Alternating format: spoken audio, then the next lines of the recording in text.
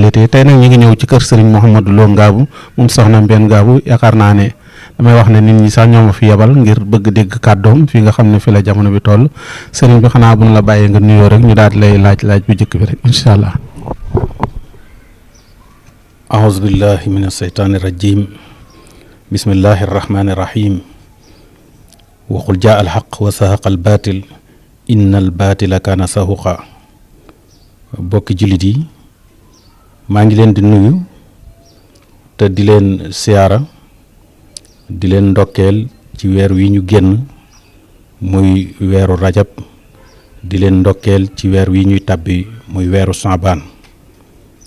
mu mel ne nag fii jamono toll moo waral ñu yëkkati suñuy kàddu ci jamono ji waaye baaxoowuñu ko.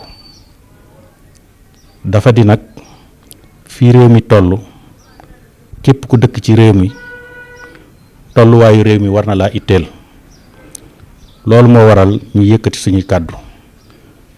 réew mi nag fii mu toll ak li fi suñu borom def ci ay xéewal yu mën a tàggale ak waa réew mi ci ab coono ba noppi lu fi waroon a yomb lu nekk ñu jafeel ko.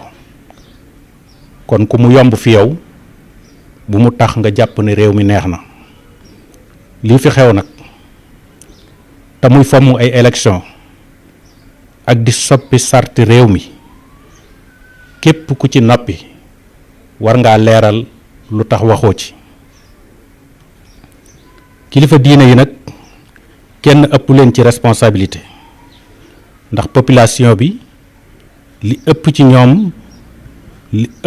ñoom la ñuy déglu kon seetaan waru leen. te mbir mi bépp kilifa diine bu ci doxul ay jéego bis bu pënd bi wuree dana la xañ lu bari sa digg ak population bi.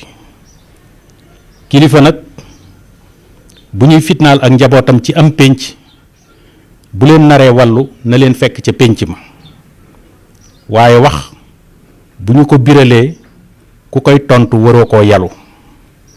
kon nañuy fàttali nit ñi jikkoy naafeq yi ngir ñu mën koy moytu te yonent bi sallallahu alayhi wa sallam wax na ne màndargam naafeq ñett la.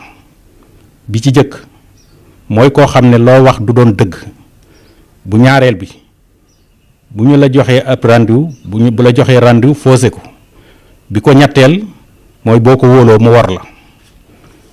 réew mi nag ñépp a ko bokk kon nañu yërëmante tey dimbalante ndax borom bi subhaanahu wa taala nee na taawanu alal birri wa taqwa wala taawanu alal ismi wal udwan. fii mu ne nag ñi noonoo dafa mel ne ñoo ëpp ñuy dimbalante te fii réew mi toll coow li bari xëccoo bi bari wor yi bari wax muy dañ bari jikko yu bari tàmbalee yàqu. loolu tax na ku fi am njàqare ku ne sa xel dellu ca mag ñi wuy ci seen borom. sëriñ sii ci réew mi nag koo ci xam ne say taalibe àdduna ak àllaaxira lañu àndeek yow war nga leen a wan la nga mane fii ci àdduna ndax àllaaxira ñëwagul. te mbooleem ñii fi ne mbooleem ñii fi jaxasoo ak ñi jiite réew mi war nañu leen di firil waxi borom bi subhaanahu wa taala muy wax ne yaa ayyuhal lazina amanu lima taquluuna maa laa tafxaluun kabura maqtan hindallaahi an taqulu maa laa tafxaluun.